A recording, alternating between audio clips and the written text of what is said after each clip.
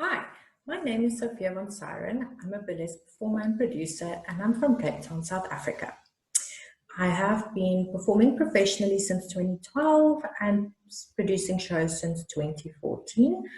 And I've done a production course and also a backstage management course through the Artscape, which is a theatre institution here in Cape Town. Now, I would like to chat to new performers. First of all, welcome to the glittery, feathery, sparkly world of burlesque. What a fantastic way to express yourself. Now, I'm going to talk about some things that I wish someone had told me when I first started burlesque. First of all, you're going to have to choose a name. How exciting! Now, when you choose a name, remember to consider things like cultural appropriation and also choosing a name that is the same or similar than another artist. Google is your friend here, and Google also outside your area or region or country.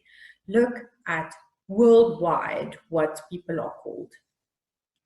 You don't want to have the same or very similar name than another performer. It's never a good idea to do that. Next up, after you've chosen your name, you're going to have to think about your character. So, who are they? What do they do? Do they work for a living or do they lounge around drinking champagne all day? What do they like to eat? What do they like to wear? What do they like to drink?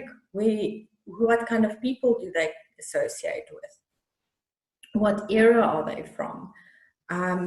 So is your burlesque character an extension of your personality or is it a complete alter ego? And have fun, play with it. And don't overthink it or get too serious about it. It's always nice to develop your character in that way because it helps you in the end to realize that persona and have fun with that on stage. Next, I'd like to chat to you about costuming. Now, burlesque costumes can cost insane amounts of money if you want to, but not all of us have the budget to have a Catherine Delish gown or a completely Swarovski'd corset, and that is not always necessary. You can find rhinestones and gemstones that aren't Swarovski that are just as good. You can find yourself a seamstress or a person that can make costumes for you, or if you're handy, you can make them yourself. But I want to just have you think about your costume as an investment. So think about the longevity of your costume and have it made properly from the start. You can buy a dress and cut it up. You can then bedazzle it or add feathers to it or do all kinds of things that fits into your budget, but think about the longevity of it. Like, don't skimp on your costuming is what I'm trying to say. Next, think about doing some classes over and above your burlesque classes. Do an acting class. That will help you with your stage presence and characterization. Do a dance class to help you refine your movements. I know that has helped me a lot to polish my performances. Then your hair and makeup is part of your costume. Sometimes, especially in the beginning, we neglect those things, but think about it from the start. There are thousands of tutorials on YouTube on hair and makeup if you can't afford to pay a makeup artist or a hairstylist, but you can teach yourself. And that's the beauty of burlesque, because we get to DIY a lot of things ourselves, and it teaches you some amazing new skills and might take you in a completely different direction in your life. You never know. So for makeup tutorials, there are hundreds on YouTube. Go and look at things, and remember, you're doing makeup for stage. You're in a theater, the theater is dark, you have lights on you, so consider that when you're doing your makeup. And you make up for the back row, and always wear eyelashes.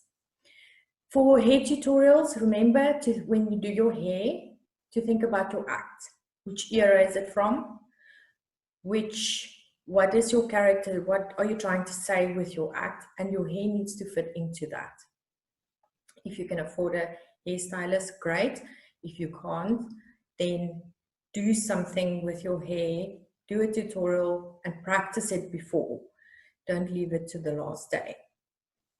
And remember, still have fun. That's always important. Sometimes we can overthink things and get in our heads and let our insecurities get the better of us. And you don't have to do that with burlesque. We embrace every aspect of who we are. And it's important that you remember that. Now, when you first start out, and this is something that I struggled with a bit in the beginning, don't feel like you have to commit to a single genre of burlesque. You don't have to.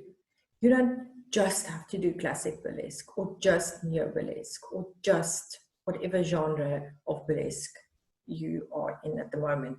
You can do whatever you like. I have classic acts, I have neo-burlesque acts, I have stuff that falls in between. You don't have to do just a single genre of burlesque.